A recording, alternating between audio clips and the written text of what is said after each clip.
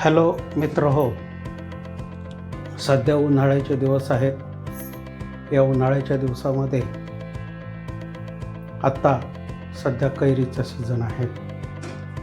या सीझनमध्ये आपण आज कैरीचं पन्ह करणार आहोत. यासाठी आपल्याला इथे आपण कैरी घेणार आहोत. ही जी कैरी आहे, या कैरीला आता ही कैरी आहे, आंबा व्हायला अजून थोडासा वेळ लागेल, परंतु यामध्ये ही कैरी मी अगोदर याचा साल काढून घेणार आहे आणि साल काढून घेतल्यानंतर त्याची पुढची प्रोसेस आपण करणार आहोत. तर हे पहा, या ठिकाणी ह्याचं पुढचा भाग मी कट केलेला आहे, स्वच्छ धुवून घेतलेली आहे आणि त्यानंतर याचं मी साल काढून घेणार आहे. इथं काही कैऱ्या मी साल काढून ठेवलेल्या आहेत. ह्या ज्या कैऱ्या आहेत, ह्या साल काढण्यासाठी इथे मी ह्याचा उपयोग केलेला आहे. अतिशय सुंदर अशा पद्धतीची साल निघते.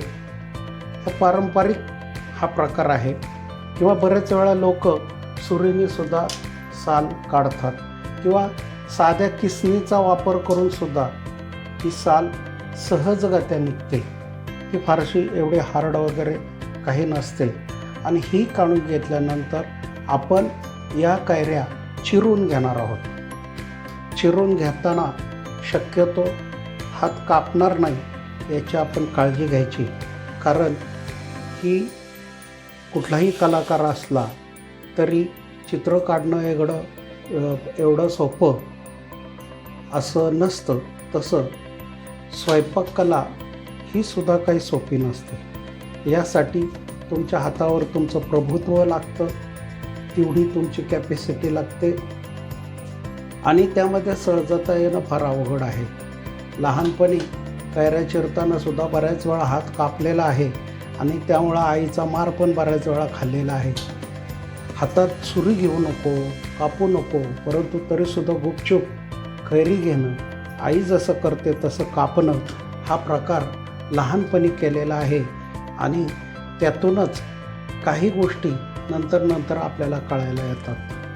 कैरी जशी उन्हाळ्यामध्ये थंड, परंतु ही कैरी पिकल्यानंतर तिचा जेव्हा आंबा होतो त्यावेळी मात्र ती उष्ण होते.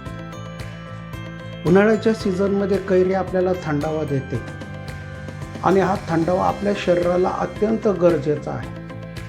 हा थंडावा नसेल, शरीर उष्ण होतं. आणि निसर्गानेच अशी योजना केलेली आहे, पहा की या दिवसामध्ये कैऱ्यांचं आगमन होतं आणि ह्या कैरीपासून आपण गुळांबा करतो किंवा पन्हे करतो, ते पितो आणि आपल्या शरीराला थंडावा निर्माण करतो. ईश्वराने अशा पद्धतीची एक योजनाच केलेली आहे आणि याचा मानवाच्या जीवनाला अतिशय फायदा झालेला आपल्याला पाहायला मिळतो. या ठिकाणी मी ही कैरी आता चिरून घेतो.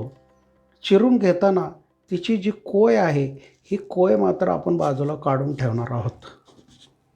ती व्यवस्थित काढून घेतली म्हणजे हे पहा, ही कैरीची जी कोय आहे ती आपण काढून घ्यायची, म्हणजे फक्त कैरीच घ्यायची आहे.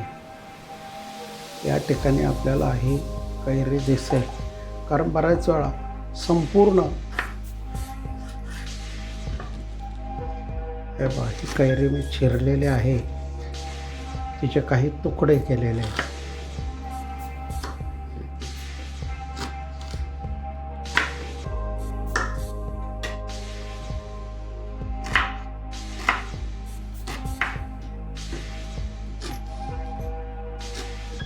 कैरीचे तुकडे करताना त्यामध्ये सहजता असणं गरजेचं आहे. बऱ्याच वेळा थोडासा नेम चुकला तरी बोट कापण्याची अधिक शक्यता असते.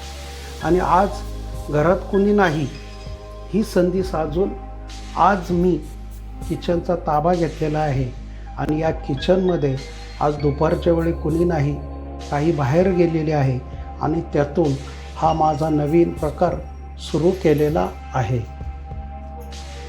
आता बाहेर गेलेले आहे म्हणजे घराच्या बाहेर नाही, किचनच्या बाहेर गेलेले आहेत.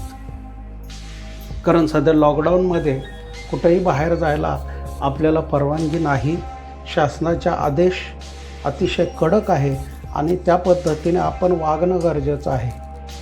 आजच अनेक प्रकारच्या दुःखद घटना आपल्याला ऐकायला मिळतात. हे फार वाईट आहे. आपण आपल्या जीवावर उदार होऊन असं बाहेर जाणं करू नये. आणि आता कोरोनाची लस घ्यायचे दिवस आलेले आहेत, तरीसुद्धा एवढी सुधारणा होऊनसुद्धा हा कोरोना आपल्या कंट्रोलमध्ये येत नाही. तो कंट्रोलच्या बाहेर आहे आणि त्यासाठी आपण अधिक काळजी घेणं फार गरजेचं आहे. आता या ठिकाणी ही कैरी माझी सगळी चिरून झालेली आहे आणि आता आपण पुढची प्रोसिजर करणार आहोत. मित्रहो, आता आपण हा कुकर घेतलेला आहे. या कुकरमध्ये इथं पाणी टाकलेलं आहे, त्यात लिंबूही टाकलेलं आहे आणि हे भांडं, या भांड्यामध्ये आपण सगळ्या कैऱ्या काढून घेणार आहोत.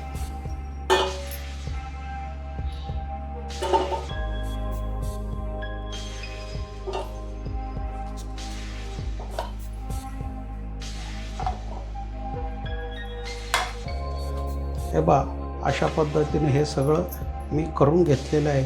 हा कुकरमध्ये हे भांडे मी लावून ठेवतो.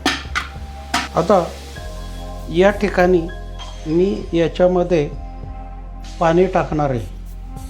आता पहा, साधारण योग्य प्रमाणात हे पाणी असणं गरजेचं आहे.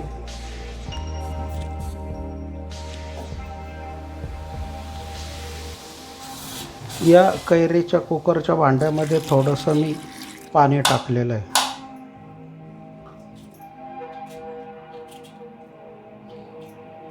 हे पहा, आता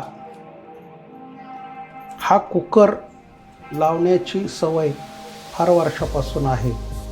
लोहगावला आल्यानंतर अगदीच फारसं काय स्वयंपाक येत नव्हता. त्यावेळी मात्र पहिला मी स्वयंपाक शिकलो तो कुकरमध्ये. म्हणजे बऱ्याच वेळा भात शिजवला तर तो हलवावा लागतो हे पण सुरुवातीला माहीत नव्हतं आणि त्यामुळं खाली तळाला भात करपलेला आणि वरच्या बाजूला कच्चा, अशा पद्धतीचा भात व्हायचा. परंतु कुकरने त्यावेळी मला फार मदत केलेली आहे. त्यामुळं हा कुकर खरा जे किचनमध्ये कामं करतात किंवा आपला खरा साथी हा कुकर आहे. त्यामुळं तो आपला जवळचा मित्र आहे. या ठिकाणी पाणी टाकलेलं आहे, लावतो.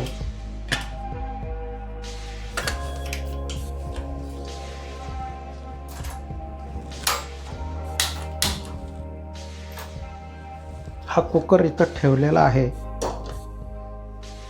आणि आता त्याच्या 3 शिट्ट्या होणार आहेत. 3 शिट्ट्या झाल्यानंतर आपण हा कुकर काढून घेणार आहोत. त्यावेळी ही कैरी बरीचशी शिजलेली असेल आणि त्याच्यानंतर पुढे आपण काय करायचं हे थोडक्यात पाहू. निसर्गामध्ये वास्तव्य करत असताना अनेक प्रकारच्या गोष्टी आपल्याला शिकायला मिळत असतात. हा मानव जंगलात राहत असताना मानवाला निसर्गच बरंच काही शिकवत असतो आणि त्यातून तो मानवाची उत्क्रांती करत असतो. या निसर्गाचाच फायदा माणसाला होत असतो. परंतु मानव मात्र आता निसर्ग नष्ट करायला लागलेला आहे आणि हा निसर्ग नष्ट होणं म्हणजेच या ठिकाणी मानवाचं अधःपतन आहे. प्रत्येक माणसाने एकतरी झाड लावलं पाहिजे. परंतु हे झाड लावताना आंब्याचं झाड लावलं तर ते अधिक फायदेशीर होईल. आंबा याला फळांचा राजा असं म्हणतात. बऱ्याच वेळा उन्हाळ्याच्या दिवसामध्ये आता असं आहे की आंबा उष्ण असतो. शुगर असलेल्या लोकांना, अनेक लोकांना लठ्ठपणाचा त्यामुळं त्रास होतो. काही लोक आंब्याचा रस या ठिकाणी खात नाहीत, सेवन करत नाहीत, कारण फॅट आहे, उष्ण आहे. परंतु वर्षातून एकदा तरी आंब्याच्या रसाचं सेवन केलं पाहिजे. निसर्गाचा हा आनंद आपल्याला घेता यायला पाहिजे. जास्त नाही तरी थोड्या प्रमाणात का होईना आपण तो घेण्याचा अधिक प्रयत्न केला पाहिजे. आणि ह्या निसर्गाचं संतुलनही हे बदललं पाहिजे. आपलं शरीरसुद्धा साधारणपणे दिवसेंदिवस बदलत असतं. आपण लहान असतो, मग लहानातून तरुण, नंतर म्हातारे होत असतो. परंतु हे होत असताना आपला जो बदल आहे तो आपल्याला जाणवत नाही. परंतु शरीरातील पेशी मात्र बदलत असतात आणि त्या अधिक कार्यक्षम होण्यासाठी काहीतरी त्यांना देणं गरजेचं आहे. आणि यासाठी बऱ्याचशा मानवनिर्मित किंवा कृत्रिम वस्तू सेवन करण्यापेक्षा जर तुम्ही नैसर्गिक फळं खाल्ली, निसर्गाचा आनंद घेतला, निसर्गाच्या नदीमध्ये डोंगर चढलात, तर याचा अधिक फायदा आपल्याला अधिक मोठ्या प्रमाणात होऊ शकेल असं मला वाटतं. हे पहा, आता कुकर झालेला आहे, गार झालेला आहे. हा थंड झाल्यानंतर आपण हा उघडायचा आहे. हा उघडल्यानंतर कैरीचे जो पल्प आहे तो आपण पाहून घेऊ. पहा, इथं आपण हा कुकर उघडला.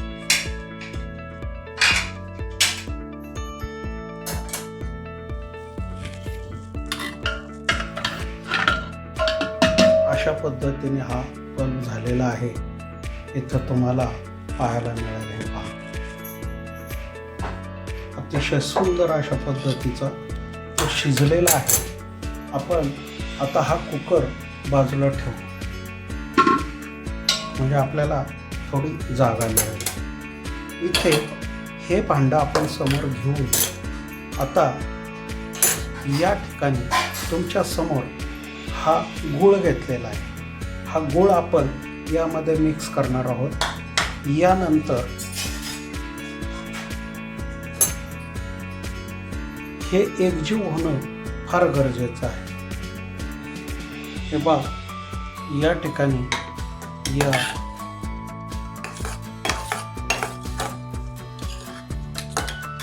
यामध्ये आपण हा गूळ टाकणार आहोत.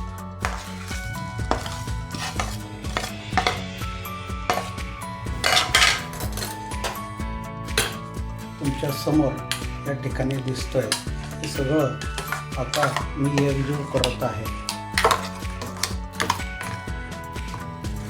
यामध्ये विलायची पण टाकलेले आहे आणि हे सगळं मटेरियल मी आता मिक्सरमध्ये ह्याच्यात का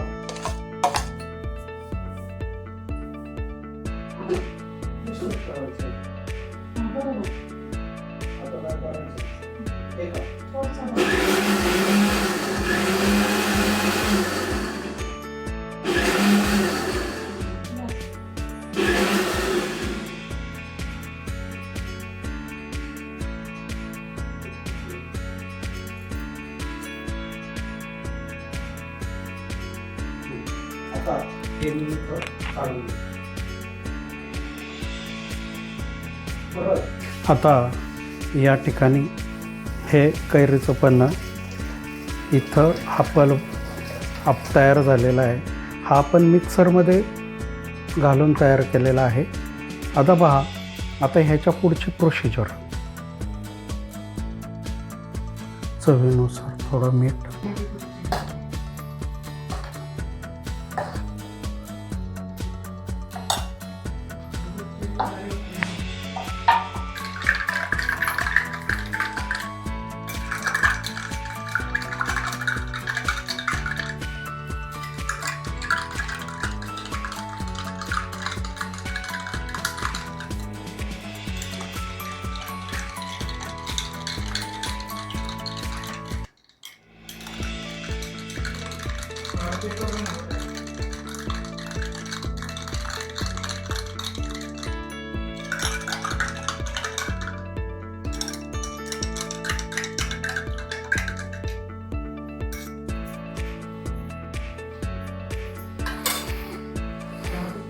अशा रीतीने ही रेसिपी तयार झाली.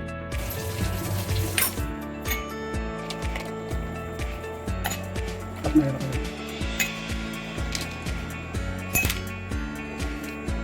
बघ, हातात नाही टाकू.